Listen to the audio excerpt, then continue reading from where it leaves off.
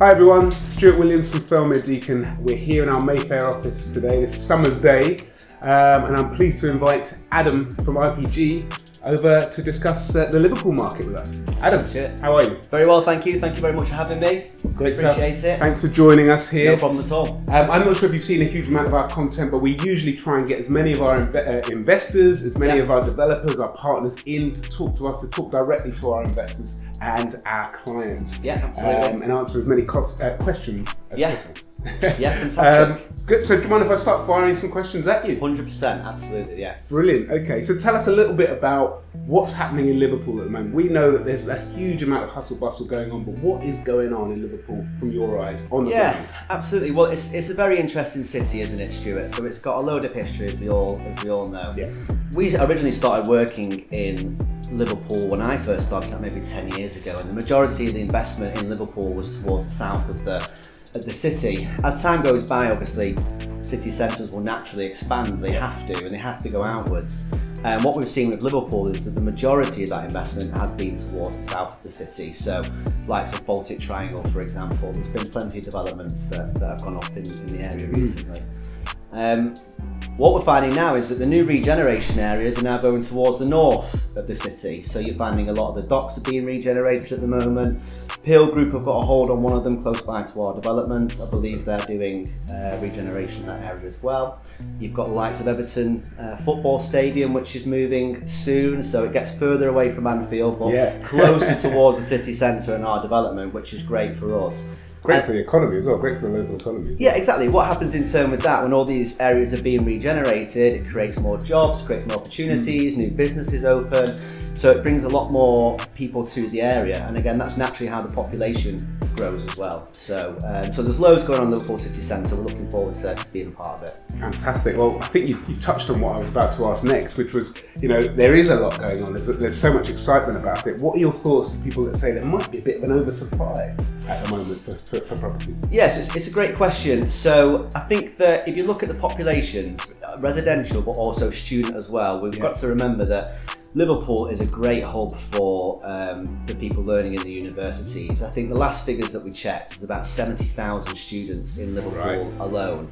And we know that they usually stay in student accommodation, student digs, but we're finding that a lot of people are buying now for their children to live in, normal residential apartments or studios, whatever it might be.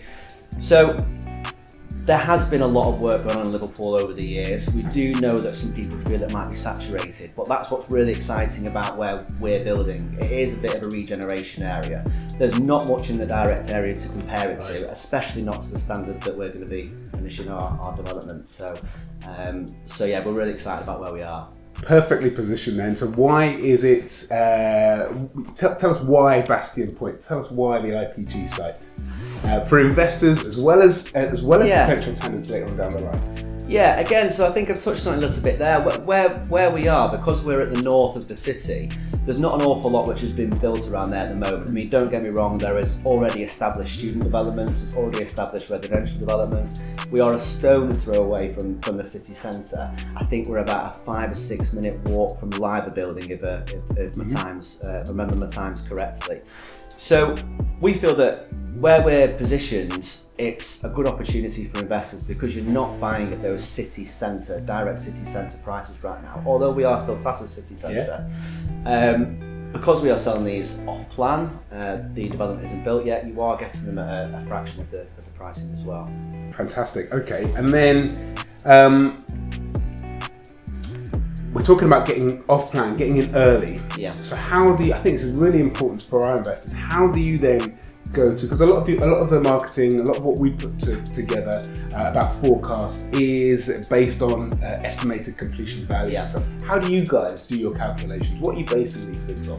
So there's a lot of thought that goes into it, and there's a lot of research that has to go into these things beforehand. So when you look at when we looked at the original viability of the site, it has to all work from a financial perspective, but what's always at the forefront of our minds in our decision as to whether we take a development on in the first place, that is it going to work for the investors.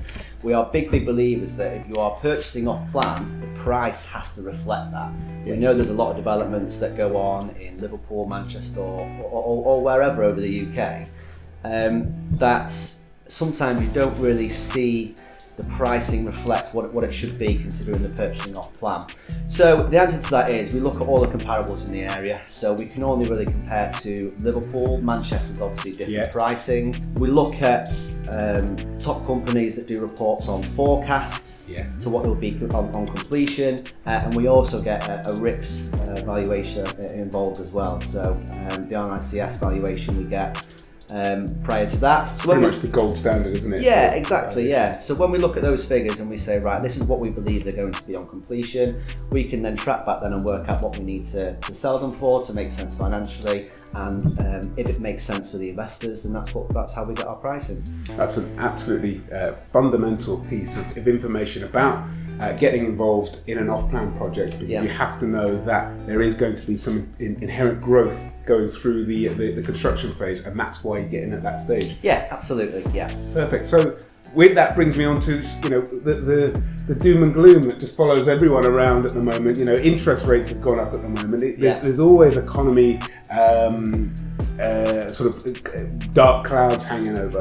What do you suggest? The current changes in interest rates, how is that going to affect the market, but also how's it going to affect Liverpool? Yeah, absolutely. So interest rates changing always has an effect on property. It always has an effect on property, and like you rightly said, if it isn't the interest that was changing, it would be something else. It's Brexit, stamp duty holidays, Brexit or Megxit, or there's always something that goes on. But right now, to answer your question, the interest rates, we're in a quite fortunate position in Liverpool where the property price is rising regularly anyway, which is great for investors at the moment getting in at an early stage. We feel that will then just work in line with the interest rates at the moment and hopefully balance out in some way.